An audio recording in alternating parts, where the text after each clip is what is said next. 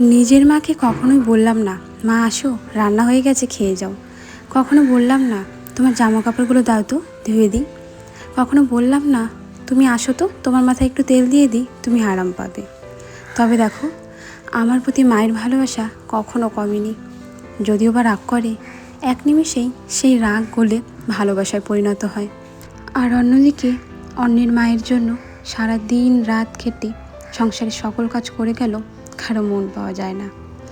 নমস্কার বন্ধুরা, আমি দিয়া। আমার একটি নতুন ভিডিওতে তোমাদের সবাইকে জানাই অনেক অনেক স্বাগত। কেমন আছো সবাই কমেন্টে জানাতে একদমই ভুলো না। সংসারের কাজের প্রতি একটা আগ্রহ থাকলে জানো তো, কাজগুলো করতে ভালো লাগে। তবে আজকের দিনটা আমার যে এমনভাবে কাটবে সেটা ভাবিনি। সকালের কাজগুলো একদম এনার্জির সাথে শুরু করেছিলাম। দুপুর হতে হতেই এনার্জি একদম লো হয়ে গিয়েছে। আমাদের শিলিগুড়িতে প্রচুর গরম পড়েছে। আর বুধবারের দিনটা এত গরম পড়েছিল যেন আমি কোনো কাজ না করেও প্রচুর ক্লান্ত হয়ে পড়ছি।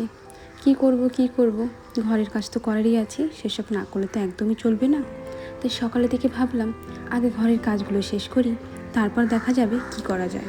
আজকের এই দিনটার থেকে আমি অনেক কিছু শিখতে পারলাম। নিজের কাজগুলো আগে সম্পূর্ণ করো, তারপরে আরাম করো। যদি একটু মাঝখানে ব্রেক নিয়ে নিলে না, তাহলে দেখবে বডি তোমাদের ছেড়ে দেবে মানে কাজের প্রতি আগ্রহ অনেক কমে যাবে।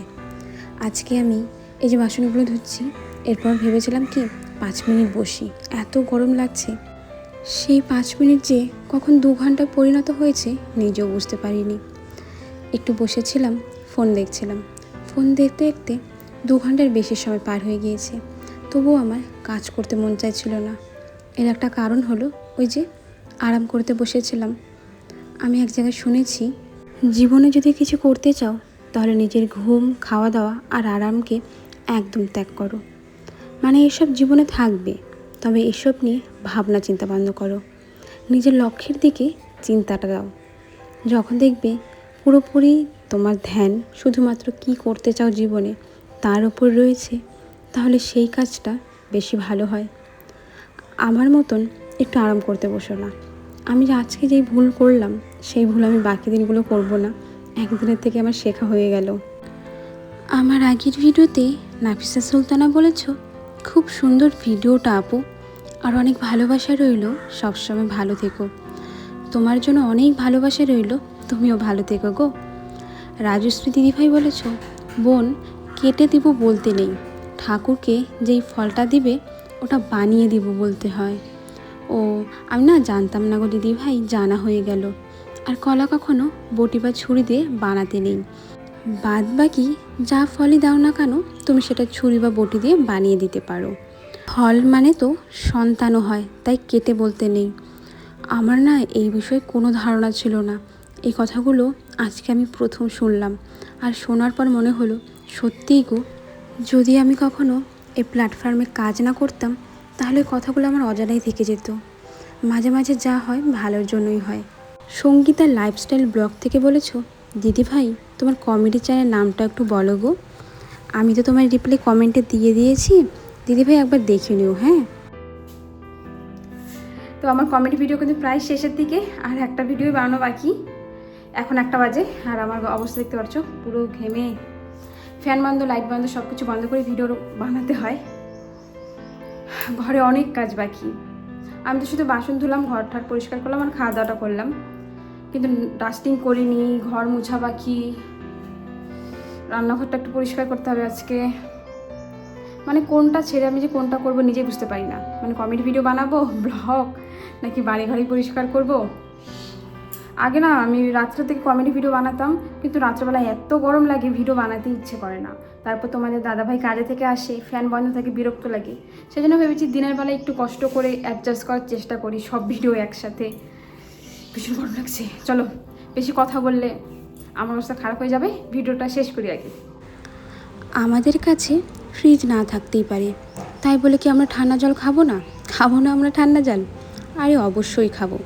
হ্যাঁ, আমাদের কাছে ফ্রিজ নেই, আমাদের মধ্যবিত্তদের সংসার, কিন্তু তাই বলে কীভাবে ফ্রিজের জল খাই সেটা তোমাদের দেখাই। আমাদের বাড়িতে যেহেতু কুয়ো আছে, এই কুয়োর মধ্যে বোতলে জল ভরে প্রত্যেক গরমে আমরা রেখে দিই, আর দুপুরে বা সন্ধ্যায় সেই জলগুলো আমরা উঠিয়ে খাই। জলগুলো যেন অনেক ঠান্ডা হয়। হ্যাঁ, ফ্রিজের মতন হয়তো অতটা বরফ জমবে না বা অতটাও ঠান্ডা হবে না, তবে খাওয়ার সময় একটা আলাদাই শান্তি পাওয়া যায়। ঘরে যেভাবে জলগুলো গরম হয়ে যায় তার থেকে খাওয়া অনেক ভালো। প্রথমে ভেবেছিলাম একটা রশি দিয়ে বেঁধে ফেলবো, কোথাও না কোনো রশি পেলাম না। এই জন্য বোতলটার মধ্যে আমি অর্ধেক জল ভরেছি আর অর্ধেকটা ফাঁকা রেখেছি। পুরোটা জল ভরলে কিন্তু কুয়োর মধ্যে একদম ডুবে যাবে, আর অর্ধেক জল ভরলে সেটা কুয়োর ওপর দেখো যেভাবে ভেসে রয়েছে সেভাবেই থাকবে। রিফা অফিসিয়াল থেকে বলেছো, কারো মনের মতন বা কারো ভালো কখনোই হওয়া যায় না। তুমি যতই চেষ্টা করো না কেন, তাই নিজের মতো নিজে বাঁচতে শেখো। এই কথাটা না আমি মন থেকে ভীষণ বিশ্বাস করি। নিজের মতন বাঁচতে শেখো। তুমি অনেক কাজ করো, তোমার কথাগুলো অনেক মিষ্টি, অনেক ভালো লাগলো দিদি।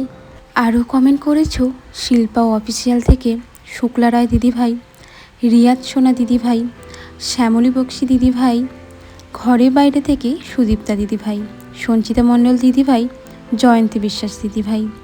অনেকগুলো কমেন্ট হয়ে গেল তো সেই জন্য আর পরপর পড়ছি না, তবে তোমাদের সবার জন্য রইল অনেক ভালোবাসা। আজকে যেন রাতের রান্নাটা না আমাকে করতে হবে না।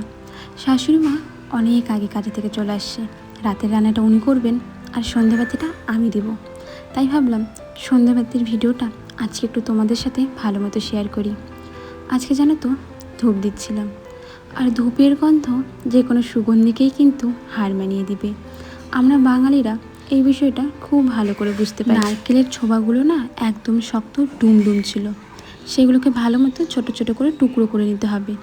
এখন তো রাত হয়ে গেছে, হাতে অনেকটাই সময় কম, তাই ভেবেছি কালকে সকালবেলা কাজগুলো করে রাখবো। এখন যতটা সন্ধ্যাবাতির জন্য প্রয়োজন ততটাই আমি ছোটো ছোটো করে টুকরো করে নিলাম। আমি তো এটাও ভেবেছিলাম আজকে তোমাদের সাথে রাতের রান্নাটা শেয়ার করব। আমি যেহেতু রান্নাবাড়ি করিনি আর রান্নাঘরেও যাইনি, এই জন্য আর ভিডিওটা করতে পারলাম না। ভিডিওটা এই সন্ধ্যাবাতির মাধ্যমেই আমি শেষ করব। আজ তাহলে আসি বন্ধুরা, তোমরা সবাই কিন্তু ভালো থেকো আর আমাকে একদমই ভুলে যেও না। একটা কথা একদম ভুললে চলবে না, গল্পের কিন্তু কোনো শেষ নেই।